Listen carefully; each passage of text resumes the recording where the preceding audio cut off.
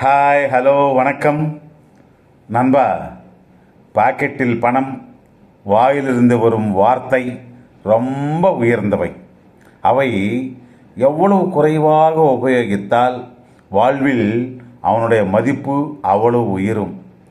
சிங்கத்துக்கு பின்னாடி எத்தனை நாய்கள் குலைத்தாலும் சிங்கத்தினுடைய மதிப்பு குறையாது. அதே மாதிரி நம்ம பின்னாடி என்ன பேசினாலும் நம்ம மதிப்பு குறையாது. கஷ்டத்தை பார்த்து பின்னுக்கு போகாதே. அடி விழுந்ததுனால தான் கல் அழகான விக்கிரகமாக மாறியது. அதை அடித்த சுத்தி மட்டும் சுத்தியாகவே இருக்கிறது. ஒரு படகு முழுங்கி விட்டாலும் கரைக்கு வந்து சேரும். விளக்கு அணைந்தாலும் மீண்டும் இருந்து வெளிச்சத்தை தரும். நாம் எடுத்த முடிவில் தோற்றாலும் கவலைப்படாதே. நம்ம சங்கல்பத்தை மாற்றிக்கொள்ளக்கூடாது. அதிருஷ்டம் எப்போ வேண்டுமென்றாலும் மாறலாம். காக்காக்கள் விமர்சனங்களுக்கு வேதனை அடையாதே. உனக்கு பிடித்த வேலை செய். தப்பென்று தெரிந்தால் சரி செய்து கொள். ஒரே இடத்தில் நின்று விடாதே.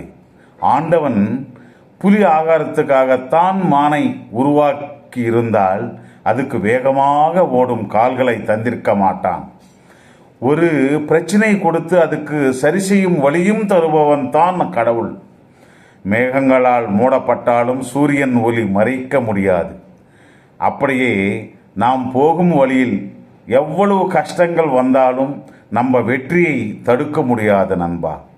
ஒரு மனிதன் வெற்றி பெற வேண்டும் என்றால் நம்ம லட்சியம் சரியாக இருக்க வேண்டும்.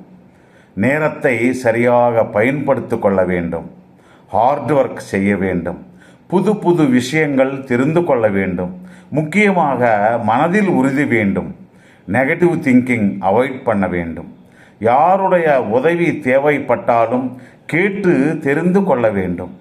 தோற்று போனாலும் மீண்டும் மீண்டும் முயற்சிக்க வேண்டுமே தவிர நிறுத்திவிடக்கூடாது. இந்த காலத்தில் சாப்பாடு இல்லாமல் சாகும் அவர்களை விட சாப்பிட முடியாமல் சாகுறவர்கள் அதிகமாக இருக்கிறார்கள். யாருமே இல்லாமல் அனாதையாக இருக்கிறவர்களை விட எல்லோரும் இருந்தும் அனாதையாக வாழ்கிறவர்கள் தான் அதிகமாக இருக்கிறார்கள். ஒரு கஷ்டத்தில் இருக்கிறவர்களை உதவி செய்பவர்களை விட அவர்களை விட நன்றாக இருக்கின்றவர்களை வேதனைக்குண்டாக்கியவர்கள் அதிகமாக இருக்கிறார்கள்.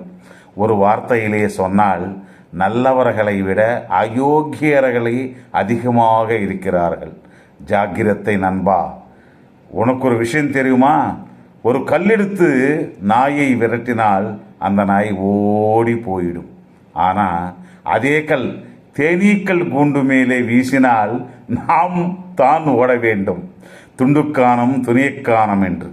நாயை விட தேனீக்கள் ரொம்ப சிறியவை. ஆனால் அவற்றுடைய ஒற்றுமை பலம் ரொம்ப பெருசு. அதுதான் ஒன்றுபட்டால் உண்டு வாழ்வென்பது. நன்றி, நன்றி, நன்றி.